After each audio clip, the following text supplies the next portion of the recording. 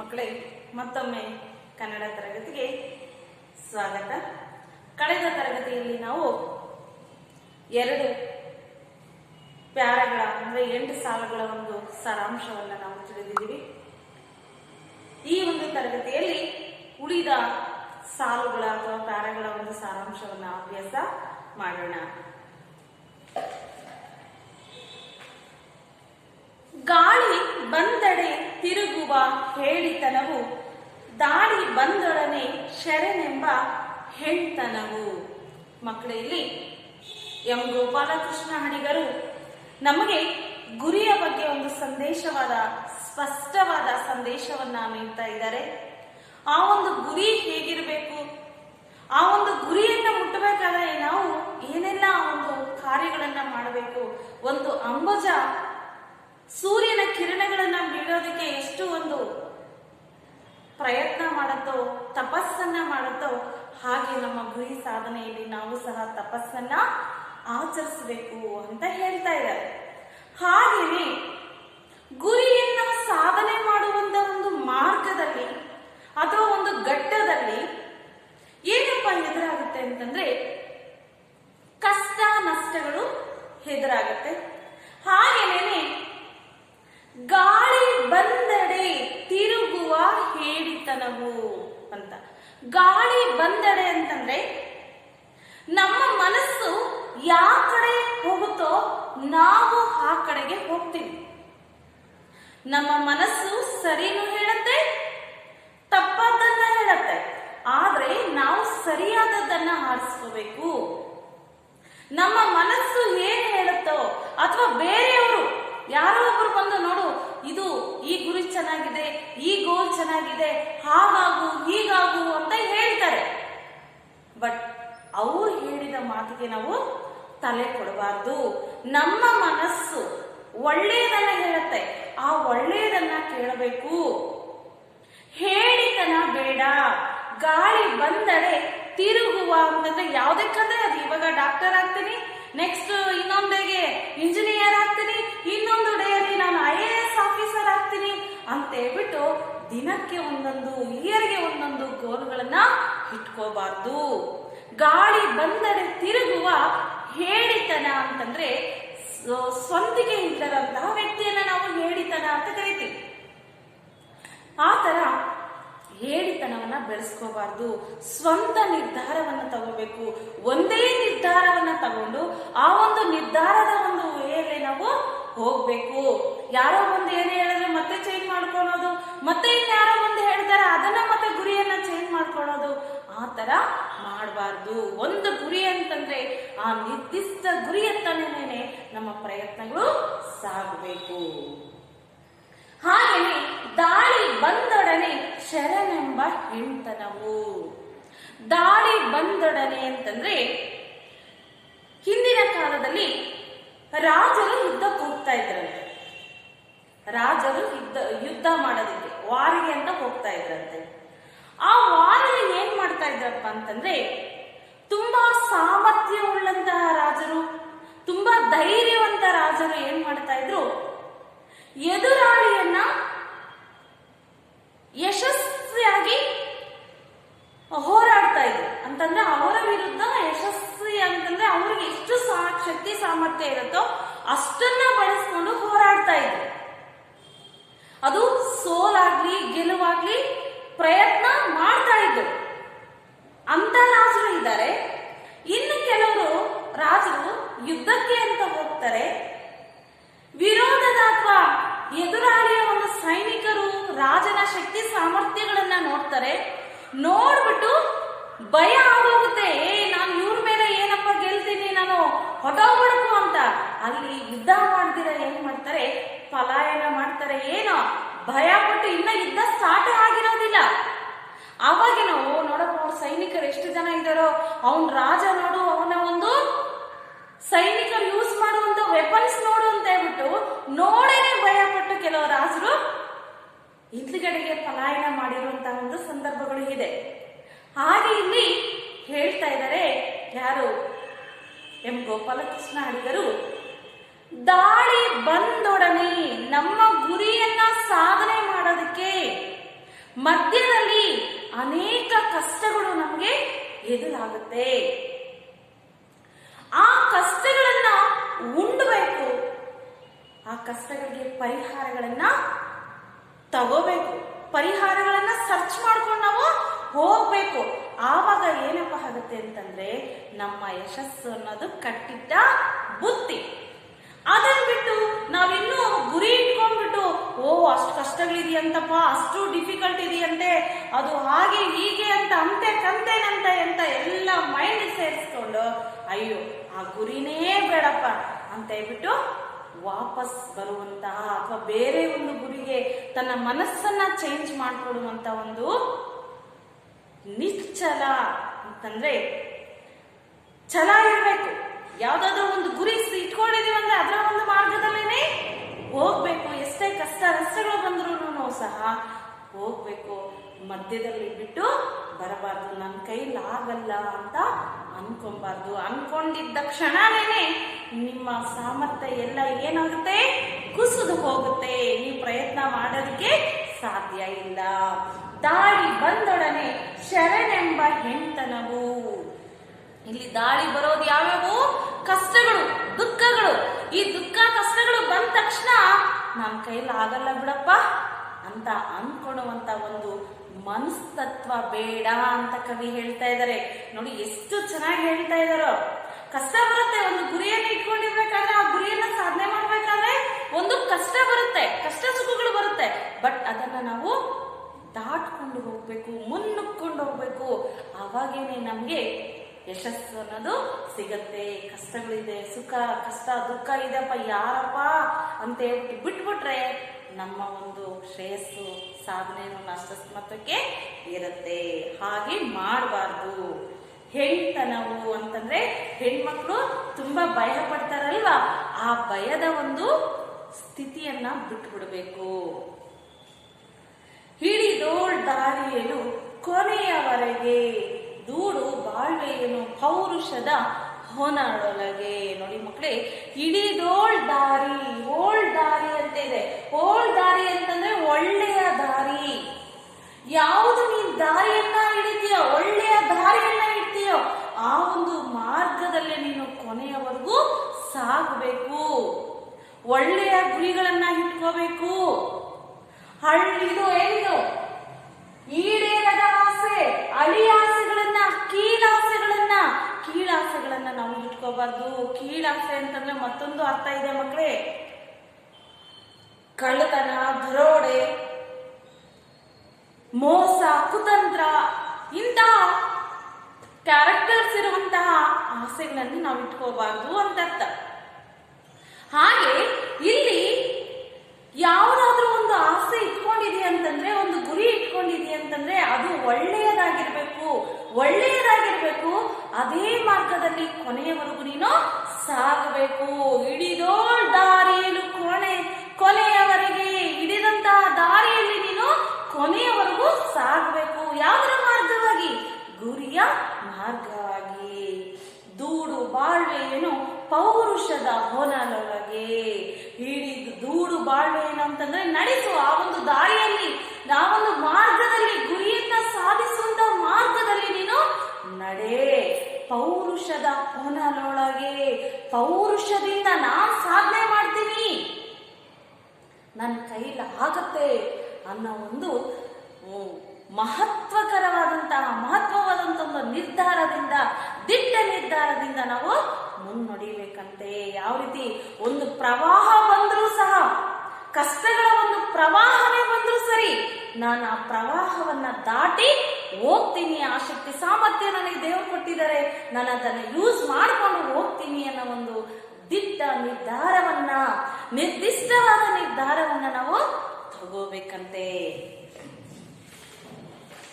ಮಕ್ಕಳೇ, ಮತ್ತೊಂದು ಹೇಳ್ತಾರೆ, ಒಂದು ಬಾಣಕ್ಕೆ ಗುರಿಯು ಅಲವಿರುವುದುಂಟೆ.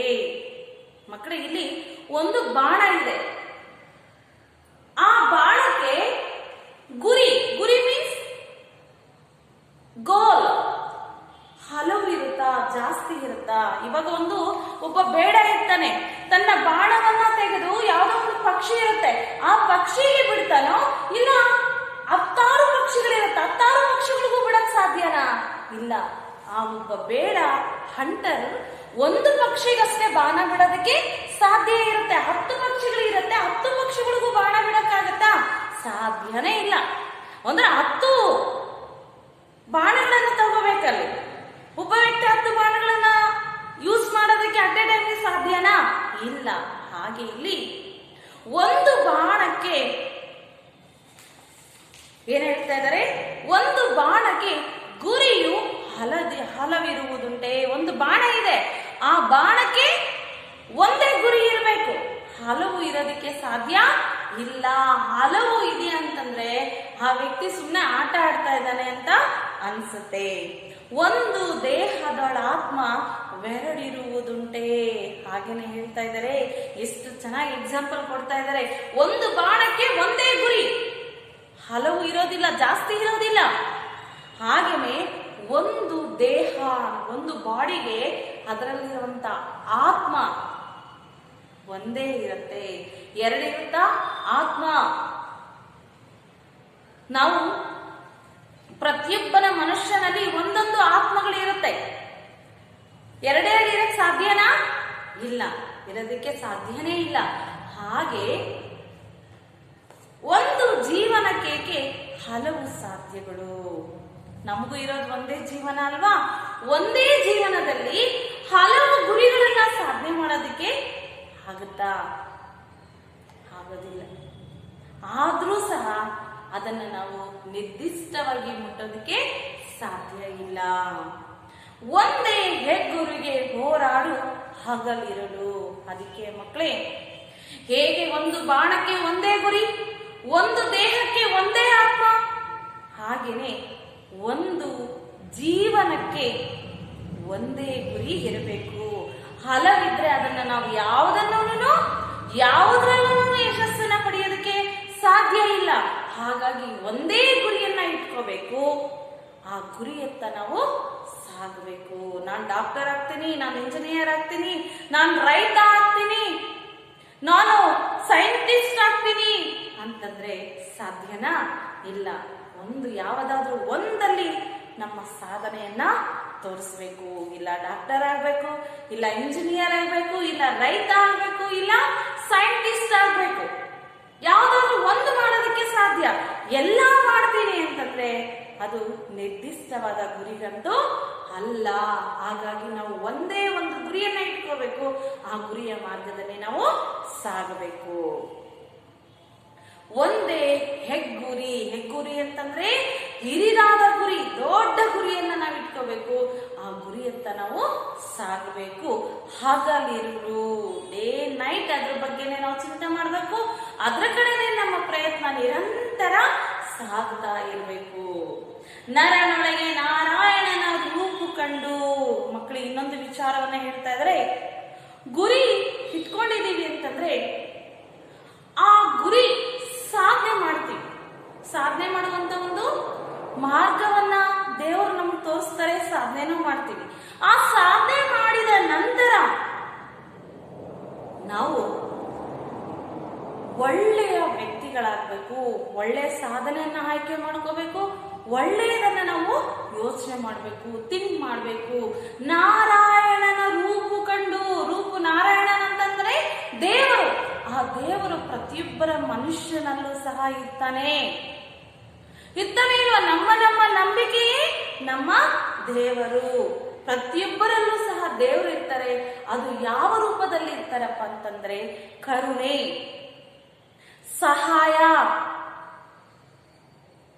ಏನು ಸಹಬಾಳ್ವೆ, ಇದರಲ್ಲಿ ದೇವರನ್ನ ನಾವು ಕಾಣಬೇಕು. ಅದಕ್ಕೆ ಹೇಳ್ತಾ ಇದ್ದಾರೆ, ನರನೊಳಗೆ, ಮನುಷ್ಯನೊಳಗೆ, ನರ ಮೀನ್ಸ್ ಮನುಷ್ಯನೊಳಗೆ ನಾರಾಯಣನ ರೂಪಕೊಂಡು. ಪ್ರತಿಯೊಬ್ಬರಲ್ಲೂ ಸಹ ದೇವರು ಇದ್ದಾರೆ. ತಿರೆಯೊಳಗೆ ಸುರಪುರದ ಮೈಸಿರಿಯನುಂಡು. ತಿರೆ ಮೀನ್ಸ್ ಭೂಮಿ. ಏನು ತಿರೆ ಅಂತಂದ್ರೆ? ತಿರೆ ಅಂದ್ರೆ ಭೂಮಿ. ಇಲ್ಲಿದೆ ನೋಡಿ, ತಿರೆ ಭೂಮಿ. ಈ ಭೂಮಿಯೊಳಗೆ ದೇವಲೋಕ ತರಬೇಕು, ಎಲ್ಲರನ್ನ ಪ್ರೀತಿ ಮಾಡಬೇಕು, ಎಲ್ಲರೊಂದಿಗೆ ಸಹಕರಿಸಿಕೊಂಡು ಜೀವನವನ್ನ ಮಾಡಬೇಕು, ಒಳ್ಳೆಯದನ್ನ ಯೋಚನೆ ಮಾಡಬೇಕು. ಆವಾಗ ದೇವಲೋಕ ಎಲ್ಲೋ ಇರಲ್ಲ, ಈ ನಮ್ಮ ಭೂಲೋಕದಲ್ಲೇನೆ ಇರುತ್ತೆ. ಪ್ರತಿಯೊಬ್ಬರಲ್ಲೂ ದೇವರಿದ್ದಾನೆ, ಪ್ರತಿಯೊಬ್ಬರಲ್ಲೂ ಕರುಣೆ, ಸಹನೆ, ಸಹೋದರತ್ವ, ಸಹಬಾಳ್ವೆ ಈ ಗುಣಗಳಿರುತ್ತೆ. ಈ ಗುಣಗಳು ಯಾರಲ್ಲಿ ಇರುತ್ತೋ, ಯಾವ ಒಂದು ಸುತ್ತಮುತ್ತಲಿನ ಜನರಲ್ಲಿ ಇರುತ್ತೋ ಅಲ್ಲೇ ಭೂಲೋಕ ಸ್ವರ್ಗ ಅಡಗಿರುತ್ತೆ. ಹಾಗಾಗಿ ಈ ಗೋಪಾಲಕೃಷ್ಣ ಅಡಿಗರು ಹೇಳ್ತಾ ಇದ್ದಾರೆ, ಮಕ್ಕಳೇ, ನರನೊಳಗೆ ನಾರಾಯಣನ ರೂಪು ಕಂಡು ತಿರೆಯೊಳಗೆ ಸುರಪುರದ ಮೈಸಿರಿಯ ನುಂಡು. ಈ ಒಂದು ನಮ್ಮ ಸುತ್ತಮುತ್ತಲಿನ ಜನರಲ್ಲಿ ಒಳ್ಳೆಯದನ್ನ ಮಾಡು, ಒಳ್ಳೆಯ ಗುರಿಯನ್ನ ಸಾಧಿಸು, ಆ ಮೂಲಕ ಸಮಾಜಕ್ಕೆ ನಿನ್ನಿಂದ ಒಳಿತನ್ನ ಮಾಡು.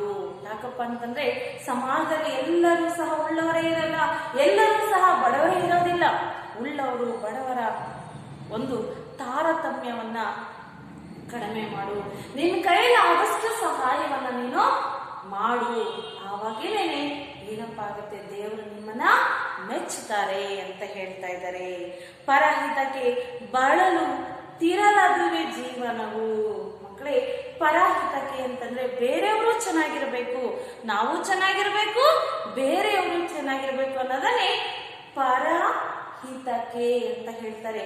ಪರಹಿತಕ್ಕೆ, ಬೇರೆಯವರ ಹಿತಕ್ಕೆ ಬಳಲು ತಿರಲದುವೆ ಜೀವನವು. ಬೇರೆಯವ್ರಿಗೋಸ್ಕರ ನಾನು ಜೀವನ ಮಾಡಬೇಕು, ಅದೂ ಸಹ ಒಳ್ಳೆಯ ಜೀವನ. ನಾವು ಚೆನ್ನಾಗಿರ್ಬೇಕು, ಬೇರೆಯವರು ಚೆನ್ನಾಗಿರ್ಬೇಕು. ಬಳಲು ತಿರಲದುವೆ ಜೀವನವು. ಬಳಲು ತರಲದುವೆ ಜೀವನವು. ಅದು ಸಹ ಒಂದು ಒಳ್ಳೆಯ ಜೀವನ ಆಗಿದೆ ಮಕ್ಕಳೇ. ಹಾಗಾಗಿ ನಾವು ಸಮಾಜಕ್ಕೋಸ್ಕರ, ತಮ್ಮ ಸುತ್ತಮುತ್ತಲಿನ ಜನರಿಗೋಸ್ಕರ ಸಹ ಒಳ್ಳೆಯ ಒಂದು ಮಾರ್ಗದಲ್ಲಿ ನಾವು ನಡಿಬೇಕು. ಬೇರೆಯವ್ರಿಗೋಸ್ಕರ ಸಹ ಕೆಲವೊಂದು ಸಂದರ್ಭದಲ್ಲಿ ನಾವು ಜೀವನ ಮಾಡಬೇಕಾಗತ್ತೆ. ಪೆರತೆ ನೆಸಗದಿರು ನಮಗೆ ಲಾಂಛನವು ಅಂತಂದ್ರೆ, ಪೆರತೆಯನ್ನ ನೆಸಗದಿರು, ಬೇರೆಯವರ ಒಂದು ಕಷ್ಟಕ್ಕೆ, ಬೇರೆಯವರ ಒಂದು ದುಃಖಕ್ಕೆ ನೀನು ಕಾರಣ ಆಗ್ಬೇಡ. ಒಳ್ಳೆಯದಕ್ಕೆ ನೀನು ಪ್ರಯತ್ನ ಮಾಡು, ಒಳ್ಳೆಯದನ್ನ ಮಾಡೋದಕ್ಕೆ ನೀನು ಪ್ರಯತ್ನ ಮಾಡು. ಅದೇ ನಮಗೆ ಲಾಂಛನ. ಲಾಂಛನ ಅಂತಂದ್ರೆ ಒಂದು ಗೌರವ, ಏನು ಗುರುತು ಅಂತ ಹೇಳ್ತಾರಲ್ಲ, ಒಳ್ಳೆಯ ವ್ಯಕ್ತಿಗೆ ಒಳ್ಳೆಯವನು ಅಂತ ಒಂದು ಚಿಹ್ನೆ ಇಟ್ಬಿಡ್ತಾರೆ, ಒಂದು ಗುರುತು ಇಡ್ತಾರೆ. ಅದು ಯಾವಾಗಪ್ಪ ಆಗುತ್ತೆ ಅಂತಂದ್ರೆ, ನಾವು ಸಮಾಜಕ್ಕೆ ಒಳಿತನ್ನ ಮಾಡಿದಾಗ. ಯಾವುದ್ರ ಮೂಲಕ? ನಮ್ಮ ಗುರಿಯ ಮೂಲಕ, ನಮ್ಮ ಗುರಿಯ ಸಾಧನೆಯ ಮೂಲಕ. ನಾವು ಸಾಧನೆ ಮಾಡ್ತೀವಿ, ಸಾಧನೆಯ ನಂತರ ಸ್ವಾರ್ಥಿಗಳು ಆಗ್ಬಾರ್ದು. ಸಮಾಜಕ್ಕೆ ತಮ್ಮದೇ ಆದಂತಹ ಕೊಡುಗೆಯನ್ನ ನೀಡಬೇಕು, ಪರರ ಹಿತವನ್ನ ಕಾಯಬೇಕು. ಮಕ್ಕಳೇ ನೋಡಿ, ಎಷ್ಟೊಂದು ಒಳ್ಳೆಯ ಮೌಲ್ಯಗಳನ್ನ ನಿಮ್ಮಲ್ಲಿ ಬೆಳೆಸೋದಕ್ಕೆ ಪ್ರಯತ್ನ ಮಾಡ್ತಾ ಇದ್ದಾರೆ ಎಂ ಗೋಪಾಲಕೃಷ್ಣ ಅಡಿಗರು. ಮಕ್ಕಳೇ, ತಾವು ಸಹ ಈ ಒಂದು ಸ್ಟೇಜಲ್ಲಿ, ಈ ಒಂದು ಕಾಲದಲ್ಲಿ ನಿಮ್ಮ ಮುಂದಿನ ಭವಿಷ್ಯದ ಗುರಿಯನ್ನ ನೀವು ನಿರ್ಧಾರ ಮಾಡಬೇಕು. ನಿರ್ಧಾರ ಮಾಡಿ ಏನ್ ನೀವು ಡಾಕ್ಟರ್ ಆಗ್ತೀರಾ, ಇಂಜಿನಿಯರ್ ಆಗ್ತೀರಾ, ಶಿಕ್ಷಕರಾಗ್ತೀರಾ, ಲಾಯರ್ ಆಗ್ತೀರಾ, ಸೈಂಟಿಸ್ಟ್ ಆಗ್ತೀರಾ. ಸೋ ತುಂಬಾ ಡಿಫ್ರೆಂಟ್ ಫೀಲ್ಡ್ಸ್ ಇದಾವೆ. ಆ ಒಂದು ಯಾವುದು ನಿಮಗೆ ಇಷ್ಟ ಆಗುತ್ತೋ ಆ ಒಂದು ಮಾರ್ಗದಲ್ಲಿ ಒಂದು ಗುರಿಯನ್ನು ಇಟ್ಕೊಳ್ಳಿ. ಆ ಗುರಿಯ ಸಾಧನೆಗಾಗಿ ಹಗಲಿರಲು ದುಡಿದು ಪ್ರಯತ್ನಿಸಿ ಸಾಧನೆಯನ್ನ ಮಾಡಿ ಅಂತ ತಮ್ಮೆಲ್ಲರಲ್ಲಿ ಸಹ ಮನವಿ ಮಾಡ್ಕೊಂತ ಈ ಒಂದು ಪದ್ಯ ಭಾಗವನ್ನ ಮುಗಿಸುತ್ತೇನೆ. ಧನ್ಯವಾದಗಳು.